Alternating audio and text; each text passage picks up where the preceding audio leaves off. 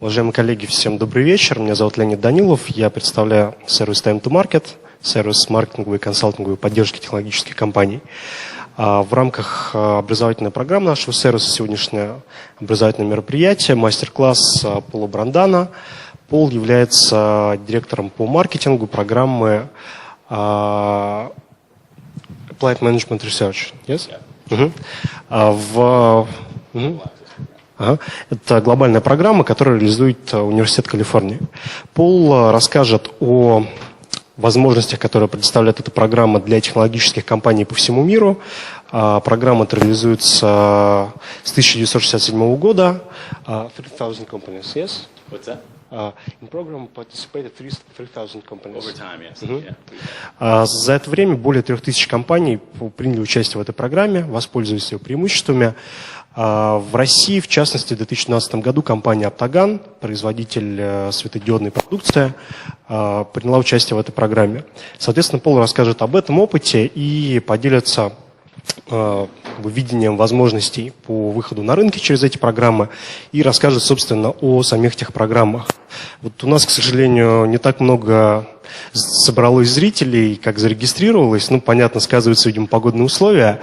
Для тех, кто не смог сегодня прийти, вот мне позвонило сегодня, наверное, человек 5, сказали, что, к сожалению, не могут. Мы ведем видеозапись, она будет выложена в начале следующей недели на сайте timetomarket.ru. Сейчас передаю слово Полу. Пол, please. Good evening. Thank you very much. I really appreciate the opportunity to be here with you at the Higher School of Economics. My name is Paul Brandano. I represent the University of California at Los Angeles. And I'm here actually in Russia for several reasons. One, I represent a university at the university level relationship. UCLA has a program or is part of a program called Eureka, which in Russia is designed to help Russian national research universities connect to the best practices of American research universities for the purposes of technology transfer and commercialization of entrepreneurial ideas and products. The concept is that in Russia, patents are created and often never get to market. And there's obviously a clear path through people like you in the room, entrepreneurs. And so as a challenge to overcome, the Eureka program is designed to connect your university to ours. So that's one reason I'm here. My primary reason, personally, is that I represent the business school, the Anderson School of Management at UCLA. It's our largest business program. It's a master's program, and I run within the MBA. I run 3 what we call management field study programs. In the introduction, you mentioned that 3,000 companies have directly engaged with the university, and actually just about 500 of those 3,000 are foreign technology companies just past the startup phase. Companies like yours that are at a place where you're considering internationalization, or you found a market, you see a potential for a market here in Russia, and you're a few years off from internationalization and want to go global. We work in markets, and I'll tell you about it in a moment, all over the world, working with entrepreneurs like yourselves and all the people in the investment channel in and around you that are trying to help you get to a new place.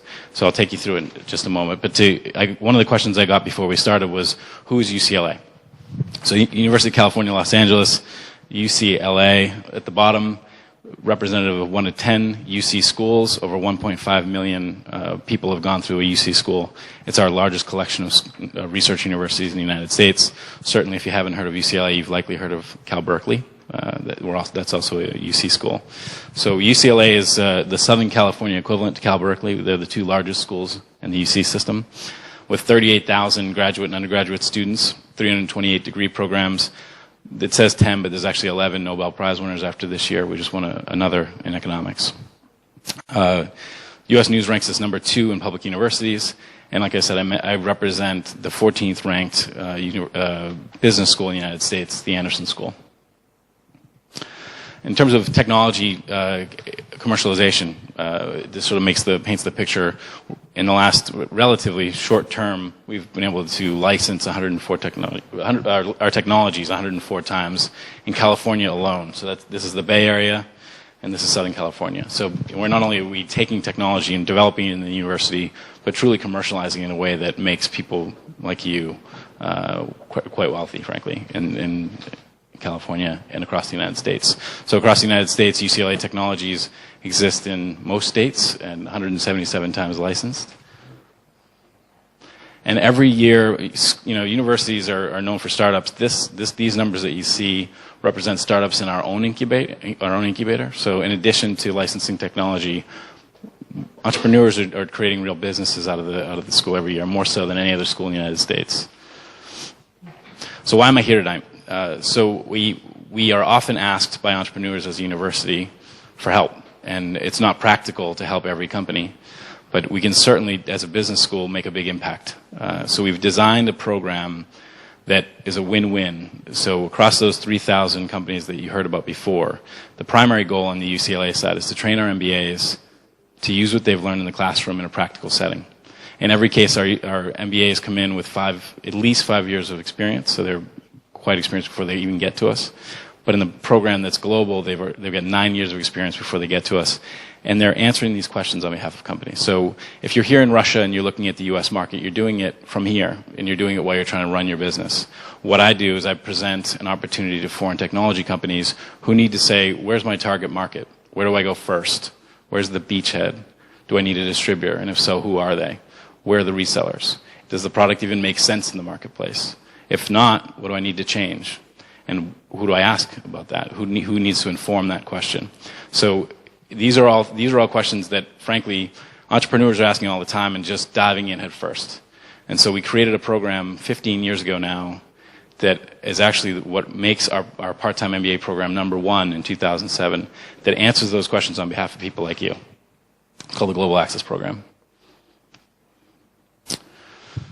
To get to GAP, you have to spend a lot of time working with entrepreneurs. Everything below here is sort of the pipeline of company creation. What I'm finding in Russia is that this lower tier is basically just developing at best. The idea of alumni interaction, for instance, is something that could go a long way, is what I've been told. But certainly incubators and accelerators are developing all over the place. The idea of technology transfer is happening all over the place.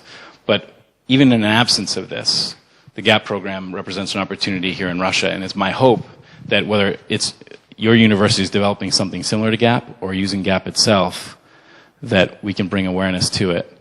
So to just give you sort of a brief overview of how this works, entrepreneurs are assigned a team. At one company, 55 companies a year assigned a team of 5 MBAs.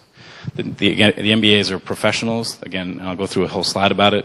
Professionals, this is their master's thesis. So they've done everything they have to do as an MBA. They work full-time anyway. It's not uncommon, for instance, for a telecom company to be working with 2 Qualcomm engineers on their team. Very high-level people. This is their master's thesis. It's the equivalent of 2 courses.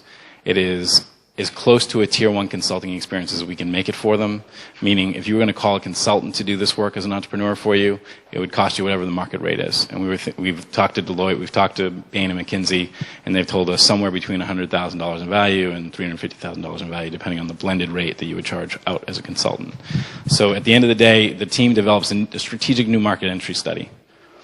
So again, they're going to answer all of those questions, but they're going to do it with financials, American financials and American accounting standards. And they're going to come back to you with a yes or no, and all the things that you want to be asking about the U.S. market or China or Brazil, they're asking on your behalf and they're delivering in a real way. At the end of the day, they stand in front of 3 judges.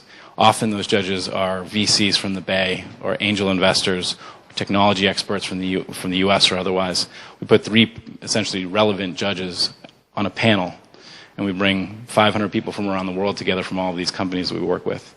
And for a full day, these judges are judging these final reports and saying, well, hey, we saw that you made this assumption about your financials. We don't like it. Back it up. And the team has spent a tremendous amount of time building the plan with you that they stand up and they do it. And this is their master's thesis. That's where they defend themselves, just like a thesis should be defended. But the results are to you. The team invests over 2,000 hours. So again, if you looked on the commercial market for something like this, you wouldn't find it. More importantly, what they do is something that most entrepreneurs don't have a tremendous amount of time to do, and that's talk to people. If you listen to Steve Blank and he tells you what to be doing, he says pick up the phone. Right? I mean, just get out there and do it. Understand the market. So that's what our team does. So what we do is we take a fee, and I'll tell you about it in a minute. We turn over almost 90% of the fee back to the team so that they can travel and go to the local market.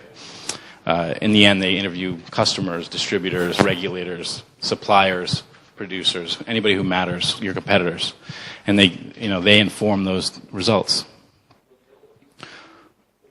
I talked about who these people are, but just to highlight a few points, a third of all of them already have a master's degree in hard sciences or engineering. They're coming back to get an MBA to transition to management.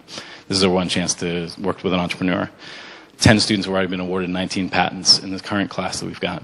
One's a PhD, 11 are CPAs, 10 are CFAs. These are people that are coming back to fill a management toolbox. Companies we work with are entirely technology companies. We focus the program around technology entrepreneurs because it's much easier, one, to control quality, but two, to give a consistent experience over time. The products are fully launched. Each of these companies have products that are fully launched because we want to make sure that the company is not going to go away, but also that the CEO has real time to engage with the team and understand the market. The companies have 10 or more employees and healthy financials, and that they're all seeking to sell outside of Russia. Every team has an advisor. And actually, ultimately, they have two advisors. They have I can explain it if there's a question about it, but ultimately they have one main advisor who serves in the background. The team consults directly, but these are either ladder faculty or they're technology entrepreneurs. 4 of them are Tech Coast angels and represent the investment community directly. And so as the team's going through this process, they're getting feedback from any expert they need, essentially. We work every year in the same timeline, and there's some fees there, so I'll take the opportunity to go through that. Every year we work from June, it doesn't even show June there, but from June to December. Our last day to apply as a company is May, and then we roll in through a bidding process, this connection to the perfect team, more or less. Teams bid on what they're good at, companies end up with a team that's best fit. And you start in June and you end in December. Each company pays $15,000. And I'll talk about where we are around the world and how we got there, but in every case, $15,000 is nothing, and when you combine that with the fact that often there's an in-country partner who's funding part or all of that, it's a very small amount of money considering what you get. The reason I'm here today is because these opportunities don't exist on the marketplace. I mean, you really can't, you shouldn't probably spend the kind of money that Tier 1 consultants would charge you at this stage of the game. And so, again, I'm here to do in Russia what we've done elsewhere. So we're in Australia, Finland, Chile, France, and the US, Italy, New Zealand, New Mexico, Spain and Ireland, Israel, UK, and Singapore, Korea, Brazil, China, and this year's companies include a Russian company, Optigan. So I was here in May in St. Petersburg having very similar conversations about Eureka and about Gap. And our partners, the American councils, arranged 5 meetings with companies, including Optigan. We were extremely lucky to meet them, and they immediately understood what we were offering. If you don't know Optigan, they're the world's smallest fully integrated LED company, backed by Rusnano, by Mikhail Prokhorov, and extremely well established, have a great market here in Russia. Clearly not a pure startup, but for what we're doing, I think they're a great first example, and they're a company that most strive to be anywhere in the world. The next 3 slides are actually the product of the team. So this isn't anything more than just to sort of describe who they are, but just to give you an idea, the team now broke up the company's 100 plus SKUs, identified that these are commercial, industrial, or residential, and then looked at them for where's the opportunity. So should Optigan come to the US at all? Does it matter that the product is from Russia? Is that a good thing? Should they be marketing on it? If so, where should they begin? Mikhail Prokhorov owns the Brooklyn Nets, right? So wouldn't it be great to go to the Brooklyn Nets? And in fact, they were already in discussions on the Brooklyn Nets deal when the team came through. And one of the key learnings was that despite connections, despite the fact that Mikhail Prokhorov owned the Nets, New Jersey is an interesting place, and you have to know the guys that put the bulbs in. You have to know the union. And so the team spent a lot of time talking to the union, talking to the people that really matter when you get these deals done, and sort of gave them a post-mortem on what they should have done. And then from there have gone out all across the United States, and I'll show you exactly where they've gone. They went to 7 locations with that 15,000. I spent probably just over 12 to go to Las Vegas, Atlanta, and San Diego in the U.S., focused at specific conferences. I mean, this is a practice that any entrepreneur should be doing anyway if they could. Went to every conference they could, spoke to all the stakeholders they could in lighting, in sort of product marketing, all the people that matter in regulatory for these people, and gathered data. They also went to Germany, where their fab exists, and then came here to Russia to understand who the company is. So it's one thing to tell an entrepreneur, go out and do all this stuff because our data says so. But it's another thing to do it in the context of the company. That, hey, Optigan is of a certain size. We often work with a company that's 3 or 4 people. They're just trying to make ends meet. And how do you make the recommendations that they need to hear with the reality of a 3 or 4 person company? So all the recommendations that the team is making on your behalf are informed by this process. And this is who they interviewed. So this is at the midpoint. I think they finished with over 150 contacts. But I talked about a broad spectrum. We don't want them to go out and just cherry pick and make a few phone calls. We want them in front of people, just like an entrepreneur would be. And they talk to customers and break that out to, across the SKUs. Right? I mean, they talk to everybody that could potentially be a customer. Here they talk to all the people that mattered: electricians, manufacturers, competitors.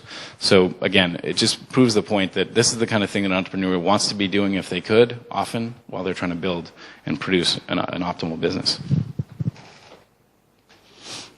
So the feedback from Alexei Kovsh at Optigan has been incredibly positive. I go back in a week where the team will present directly to Alexei and Maxim at UCLA, and they'll present in front of a group of judges. But Alexei has said unequivocally that this has been a tremendous experience, that the team, if he joked, if all the students are like my team, America has a bright future. So I'm here because we can do this anywhere, and we do. We opened up Estonia last year. They're putting aside something like $3 billion in European aid to support R&D and technology development. And they're way ahead of the game in the EU, and they're saying we want to do this because it's a very low-hanging fruit opportunity to go and promote our companies. And to make that point even more clearly, 14 years ago, we started working with Finland in 1999. And after all that time, they've put 134 companies through the program. In total, we've worked with 494 companies in 19 countries. So they make up a majority of that number. And they just named a new director general at Tekis, and he introduced himself in a letter to Finland on the website. And of the 8 paragraphs that he put on the website, 2 of them were dedicated to Gap. And he said, in part, that during his first days on the job, he was blown away by the effectiveness of the Gap, that he even co-branded the Tekis Gap program. And that of the $1.2 million that the Finnish government has invested in the Gap program, they've produced $20 million and 143 jobs. And those numbers might seem small, but if you compare it to what you would, if you were to take those $1.2 million and multiply it by what they would have charged on the commercial market, the investment would have been much larger and likely produced, the same kinds of results, frankly. So $20 million in the first year of impact plus 143 jobs, and we expect that those numbers will continue to grow. These are the program commitments. And again, I stand here not because I want people to walk up to me and say, I want to be the next company. It would be great if you want to, but more because I'm here to promote best practices in Russia, from research universities here to there.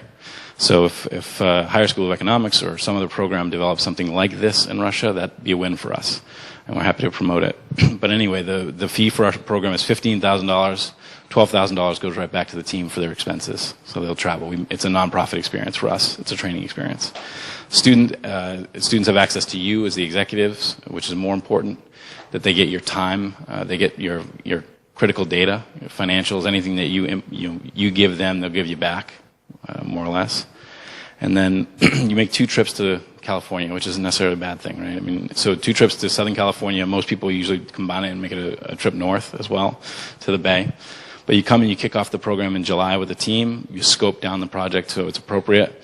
And then you come back in December, which we're going to do next week with companies, and you get your results.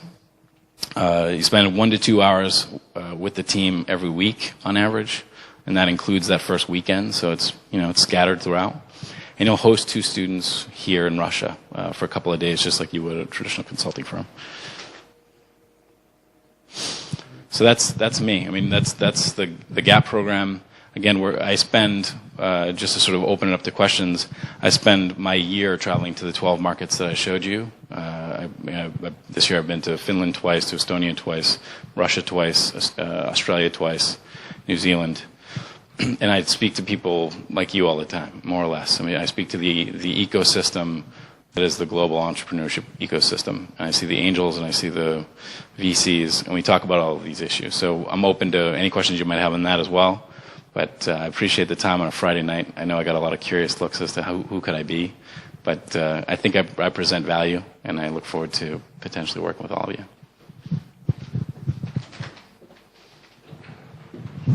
Thank you, Paul. Let's have some questions. Коллеги, пожалуйста, у кого есть вопрос, в микрофон мы пишем на видео. Желательно, чтобы все говорили в микрофон. Так, сейчас. По дороге. Could you show, please, the last slide? Do I correctly understand that this is the profile of the companies you seek? Yes. Yeah. Is that on? Yeah. So the median company is a $3 million revenue company. So the smallest we had this year was something like 30,000. 3 million. 3 million in turnover. Yeah, but that's median. Yes. That's median though. So we're something in 30,000. Yes. All over the map. So we're actually very good question. We're very broad in our definition of technology. So this year we have Optigan. We also have Valente, which is a 100-year-old railroad track management company, basically. So very broad in our definition of technology. It's more about, it's a product that you're bringing to market. Hey, Paul. George Gogolev from RBC, and as ex-head of marketing and PR for Optigan, it was nice to see all the old folks, the team, the marketing materials I was developing and the products here in your presentation. Two questions. One is, who do you have from Estonia? Can you name the company? And two, I think we're no worse than Finland. I'm pretty sure Russia can supply a good pipeline of companies to the program. So how many can you handle? Well, that's a really good question. So the Estonian companies, Reach-U and so Regio is what they're called in Estonia. Tet Jagamaji, if anybody knows, is in the ICT world. He runs their ICT organization as well. And gosh, I'm drawing a blank. Codeborn is the other, and it's a load balancing software for energy, big energy. So, and that's honestly probably one of the pure startups that we've accepted this year, and we did it because Tet Jagamaji took a group of people from Estonia to New Zealand, of all places. He didn't go across the bay to Finland. He went to New Zealand, and he ran into 3 former Gap CEOs who all said, "Got to do this." So he called us and he said, "I can not only bring me, but I'll bring another guy." And the other guy was a pure startup, but he's been tremendous. And I think they received funding through Enterprise Estonia, which is the equivalent of Techis. And then your question, sorry, what was the second piece? How many can you handle? Oh, so I would love to say 10, 15. Finland brings us 15 a year, but we're limited in, I think our limitation, frankly, is language barrier. So we typically have, I would say, somewhere in the range of 4 to 5 students who speak fluent Russian in a given class. And so our hope is to have 5 Russian opportunities for them at best this year. But we'd be open to sort of other arrangements if we could make the language thing work, whether it's through translation or otherwise. But it's not easy to get around here if you don't speak Russian, as I'm learning. Коллеги, еще вопросы?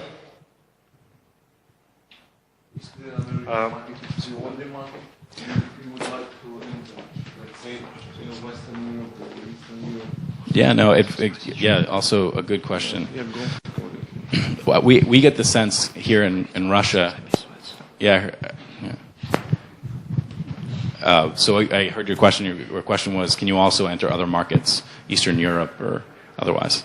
And the answer is yes. And so more often than not, what happens is companies will come to us and say, I want to go to the U.S. In the early stage of the project, it becomes pretty clear, for one reason or another, that's it's not the primary market. That you might be better off going to a neighboring market, or from the beginning. So one thing we don't want to do is go to Russia and keep you here, because we'd like to see this kind of program develop organically here in your business schools and your other schools. So we try not to encroach. But nonetheless, if you're here and going to a neighboring market, the team will start by leveraging the fact that we have 37,000 alumni around the world. We're an international based MBA program. So 37,000 alumni dispersed throughout the world, mostly in the U.S., of course, but for instance, over 100 students are living in Japan. So the team will start by calling on those alumni as a base. And there's a tremendous number. I think there's something like 75 in Russia. And they'll start there, whatever the target market is, and reach out to them and leverage that network, starburst from there, and build contacts. And then they'll go to conferences. So I guess the question is, where are you going? And then, how well can we support you that way? Thank you, Paul. Коллеги, еще вопросы? Paul, I have one little question. If Russian technology company wants to participate, to take a part in your program in 2013, yes, which time the company needs to contact you? Yes. When? Okay, so we actually start, it's a rolling admissions process. We're just starting now. So we end in December 8th, and then we come up for air, and probably in early January we'll start calling companies. We've been to Finland, to Italy already, and so I suspect we'll match up about 40 companies out of the 55 by mid-February. And then from there, Australia, New Zealand, these are markets where we usually get 3 or 4 or 5, Israel. So we'll be matching all the way through probably mid-May, is my guess. Mm-hmm. Okay, thank you. Yeah, thank you. Okay, Paul, I got one more question. So this Octagon company, was it the only company that applied for this, or this was the only success you had in Russia? Oh, good question. No, I will say this, actually, 5 applied, and when we got the application, we got it in early June.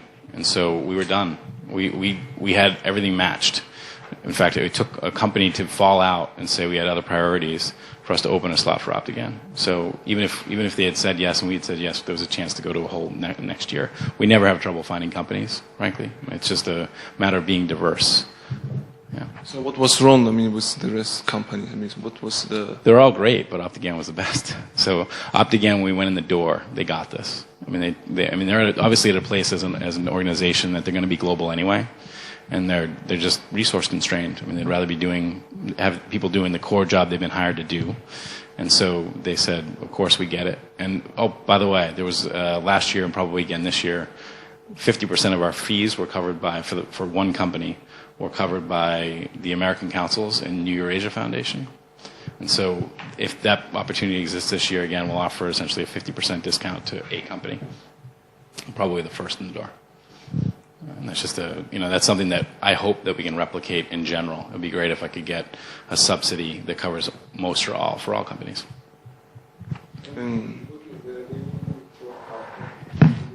OptAgain? What's that? You may know better than me, George, but Ethereum. This year they made about $40 million in Russia. Yeah, 40 million. Yeah. 40 million. Yeah. In Russia. Yeah. In Russia. And most of their sales are here anyway. None yet. Yeah. So that's well. I don't know if they may have one-off relationships, but in Russia to have a shot at the United States market, they knew they were going to go there one way or the other. It's just a question of being informed, and so they took the opportunity to get informed before they go. The program goes for 1 year, and what happens next year? Is there any kind of support or something like that? Yeah, it's a good question. So it's 6 months, actually. So you go from June to December. And when you're handed the report, it's just like any other consulting engagement. It's up to you whether or not you use it, right? But what often happens is that this team of 5 people, first of all, they're agendaless, except to help you, right? They're not 5 consultants who are trying to sell the next deal. So they end up being sort of semi-experts and a network to draw from moving forward. The other thing that's true is that there's 500 companies that have been through the experience and they're global. And so one of the things I'm focused on in this job is making that network grow within itself. That, when you go to New Zealand, you should be able to call on a few gap partners who've been there with you in some other form. So not only do, in theory, yes, the team goes away, but they don't go away forever, and you've just opened yourself up to real contacts in the United States. They're going to hand you over 100 direct contacts they've made in the market. To give you an example, Foot Balance is a company in Finland who was making insoles for running shoes. more or less they were making insoles in the store. You put your foot on a machine, it produces the insole. And they were essentially first to market in Europe with it. They had done pretty well. The team, within the first 3 months of the project, first half of the project, identified they were doing an interview with Roadrunner Sports, which is one of the chains they were interviewing, sporting goods stores. And the guy said, I like this. Let me get in touch with them now. So halfway through the project, the guy closed a $3 million distribution deal with the third largest sporting goods chain in the United States. So, opportunities do come from this. And they're not a sales team per se, but you're effectively putting an agendaless sales team in front of your potential client. So it's a unique situation. It's hard immediately to grasp it because it doesn't exist elsewhere, but I have online, and I'll give you my card. There's testimonials from around the world. There's 202 testimonials, and they're all positive. And the negative ones are there too, if you want to look at them. But out of 202, I would say there's probably 98% that are positive. Because how do you not get value from 100 interviews in the target market? And that's where it starts.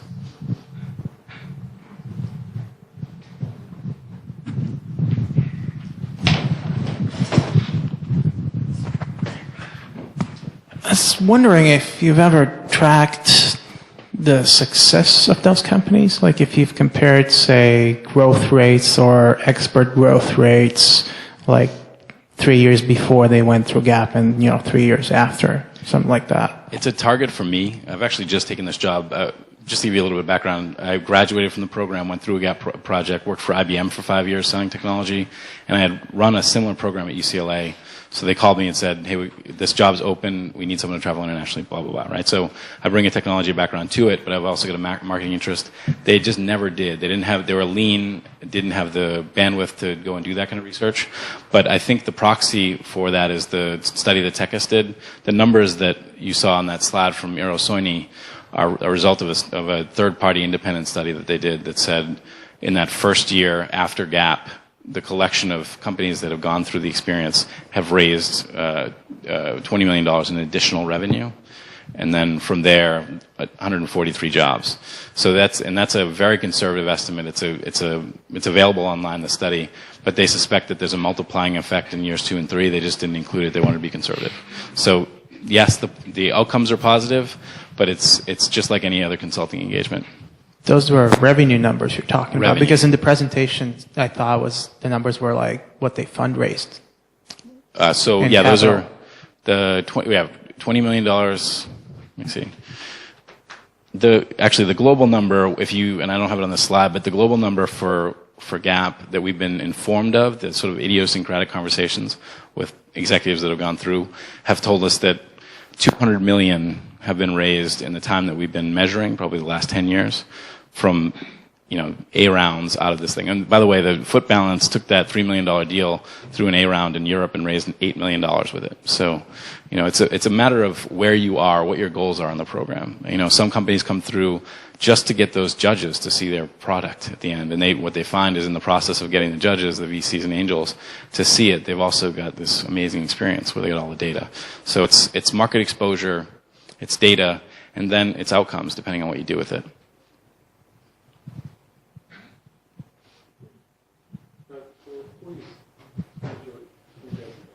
So we have the program is actually founded and run by two of the founders of the Tech Coast Angels, which is the largest angel group on the West Coast. It's 300 angels that work in basically big groups. They have to invest $50,000 each a year. And then from there, they can team up in groups of 5 or whatever to do due diligence and share the cost of the investment. So it's a very efficient angel network. And if not them, then it's their network beyond that gets exposure to this as well. So, that's not the primary goal for us, but we want to make sure that if there's a company coming through and looking for that kind of exposure, that we make it available to them. Tech Coast Angels. I don't know.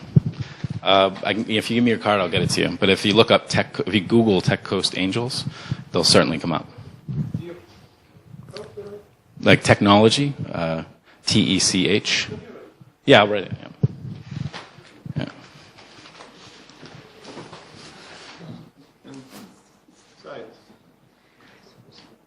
I don't actually know the site offhand. Yes, it's the Tech Coast is a play on West Coast. Yeah.